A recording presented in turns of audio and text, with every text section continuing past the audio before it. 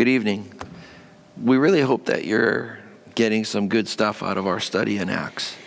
It's a book that I think we can learn so many principles for life out of, and how to live our faith in very dynamic, everyday kind of ways. Right now, we're going to be talking today about some leadership principles that everybody can apply in life. And because there's going to be a big change in Paul's team here at the end of chapter 15. And if you read the end of chapter 15, you will see what transpires. And they come to a sharp disagreement. So we're not going to read too much more before that, but just to focus on this sharp disagreement that they have. And it's over a man. It's not theological. It's not personality driven. This is over two people viewing the challenge ahead and the strategies to be employed and differences of opinion about what that should look like. And two good men. And it doesn't, I want you to also note, they don't break with each other in fellowship. They break with each other in strategy.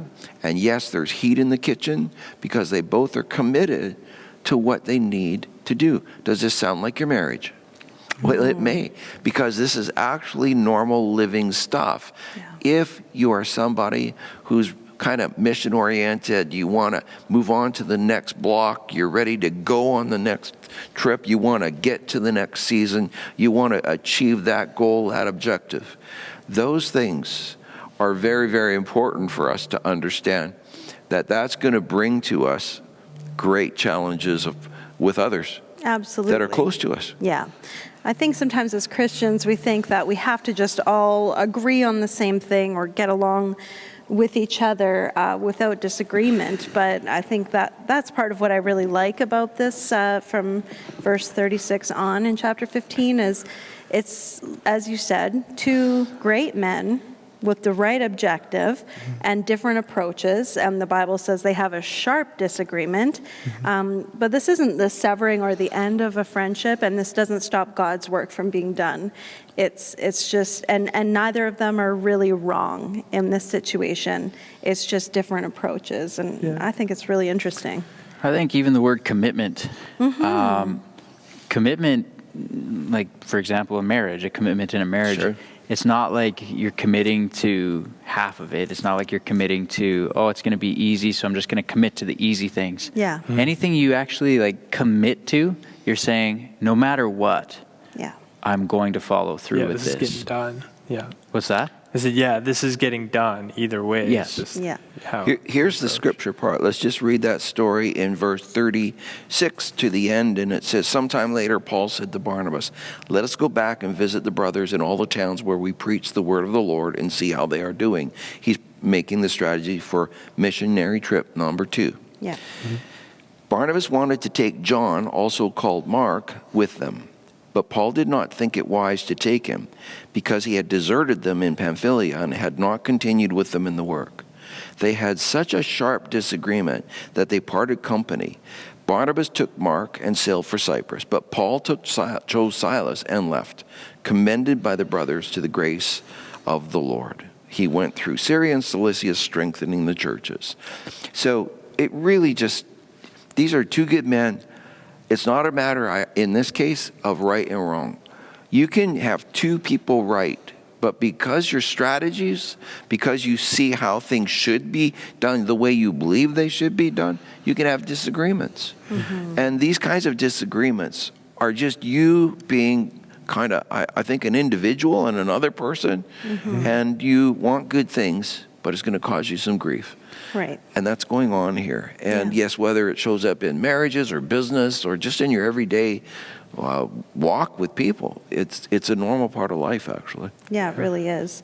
So what had happened is on the first missionary journey, if you don't remember, John Mark was with Paul and Barnabas, and then he left shortly into it. And doesn't say much back then about why he left or whatever, but just that he kind of cut and run, right? And so here they're preparing for this really important second missionary journey, and like Paul's objective, he's very we're going in and we're getting this done. This is going to be really hard. This has always been his personality, even when we refer to him as Saul and he was not yet a believer, is that he was results-oriented and he was getting things done. He was highly devoted to the cause and still is.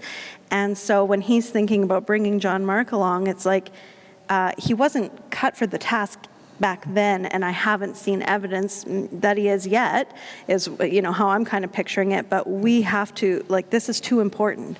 There's too much going on here. And I think Barnabas was, well, there's something there in John Mark, and there was, and we'll see that later on.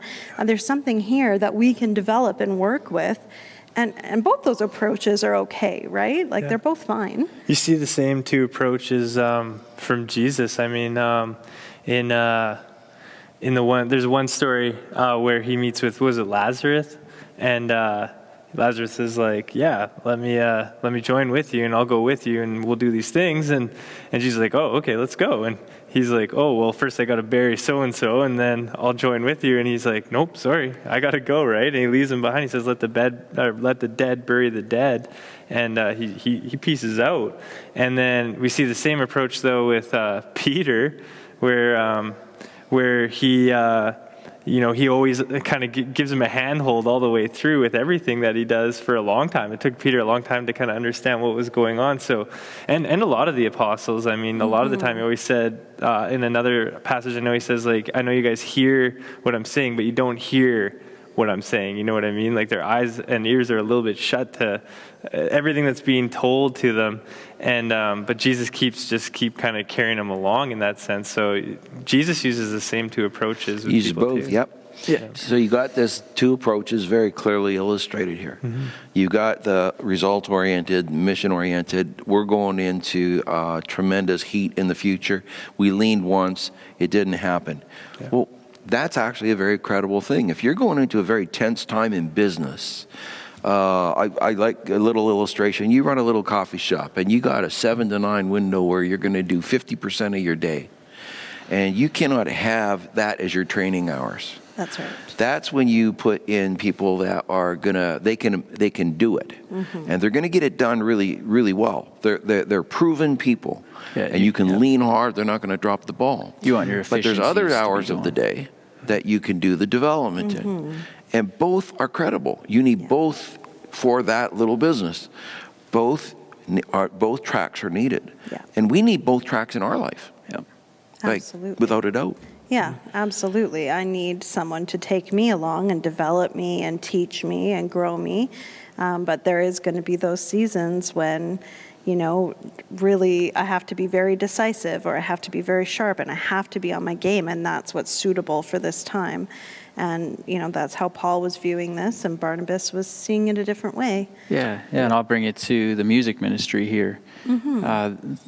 There's sort of a balance that I've learned that I have to walk leading this thing. And what I like to do is to have certain people in place that I know I can lean on. They can carry. They're trained. They're developed in their skill and their heart as well. They're on board. And then what I can do if I have those people in place is I can bring other ones who are learning right now. They're in a process of learning, developing their skill, developing what it means to be a part of the team. And I can bring them kind of in partnered almost with these other seasoned ones. And so then I can use songs that are technically difficult for the ones who can handle it. But then the ones who aren't there skill-wise, they can still be a part of it and walk closely with those others and learn how that works. Learn, that's right. or just do easier parts, we'll say. Yeah.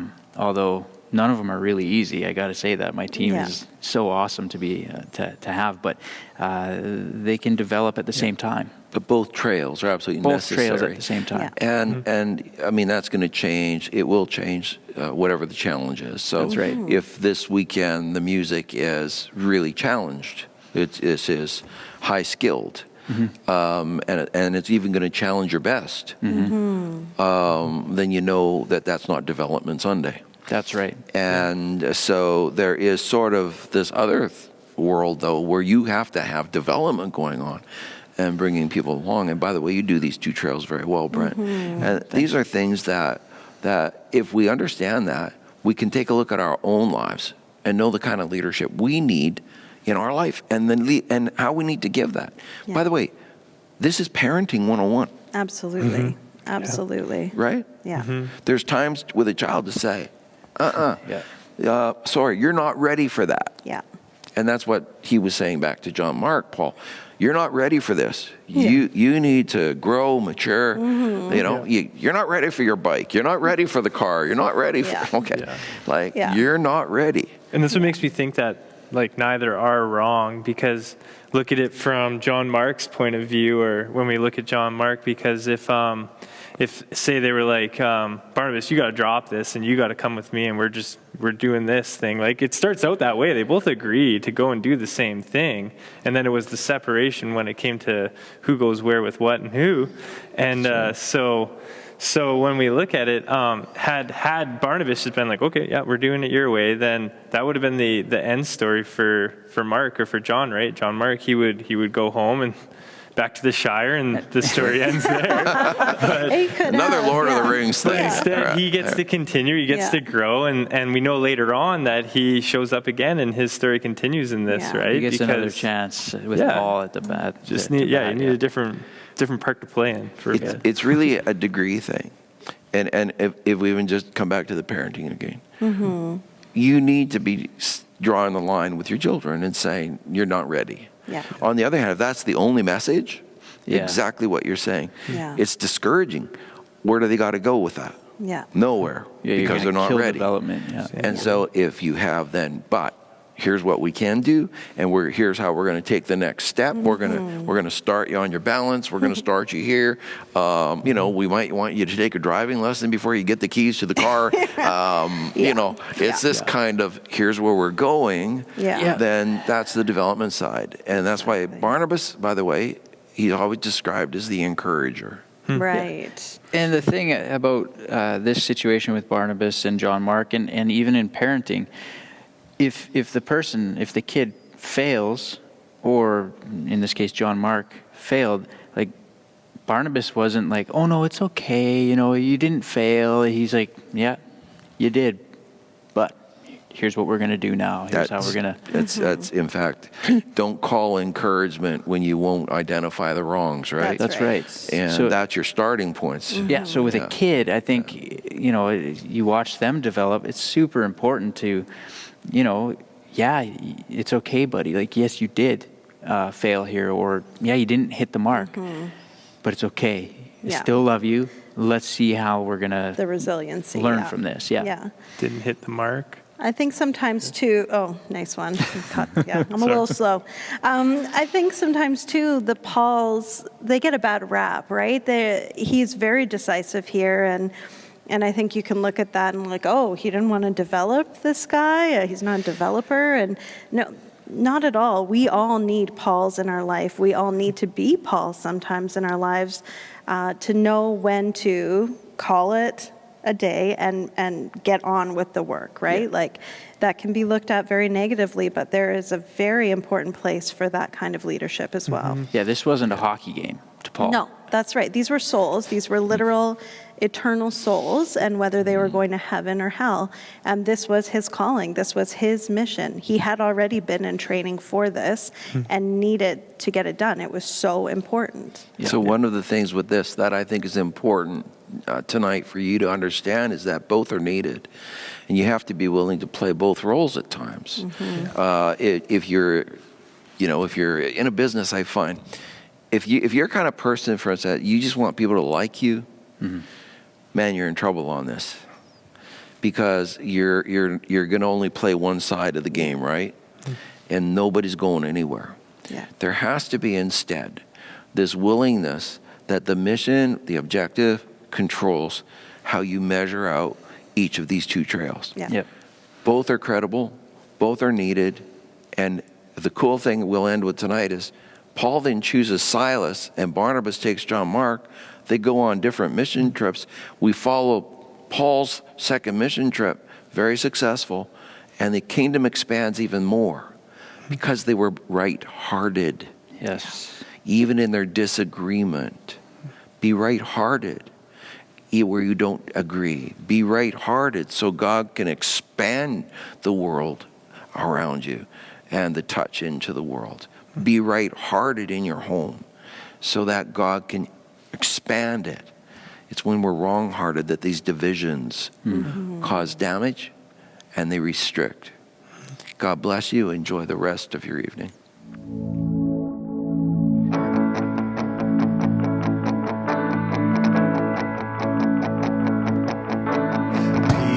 People come together, strangers, neighbors, our blood is one. Children of generations, of every nation, of kingdom come. Don't let your heart be troubled. Hold your head up high, don't fear no evil. Fix your eyes on this one truth. God is madly in love with you. So take courage, hold on, be strong. Remember where our help comes from. Oh, oh, oh, oh.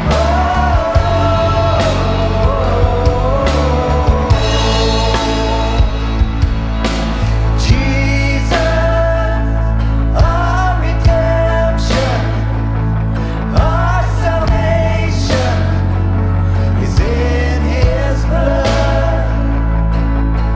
Jesus, light of heaven, friend forever, His kingdom come.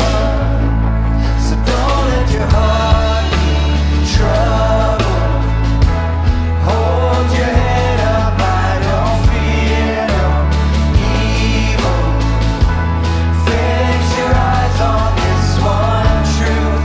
God is madly in love with you.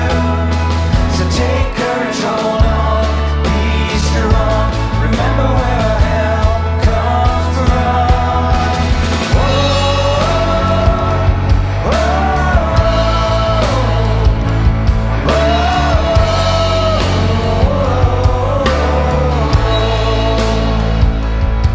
Swing wide, all you heavens. Let the praise go up as the walls come down. All creation, everything with breath, repeat the sound. All His children, clean hands, pure hearts, good grace, good God. His name is Jesus.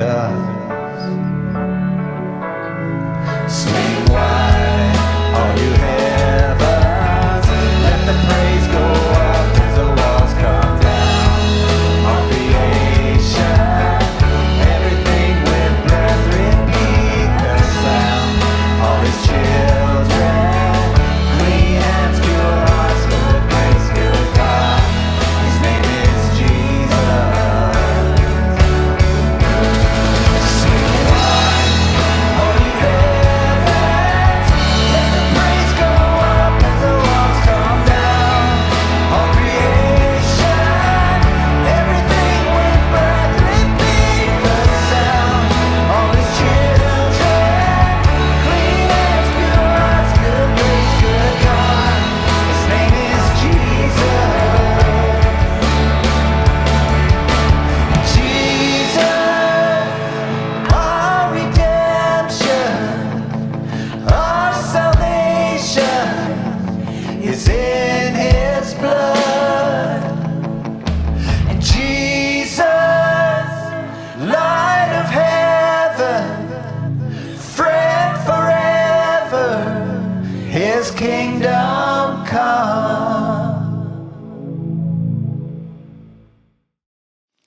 So how are you at handling conflict?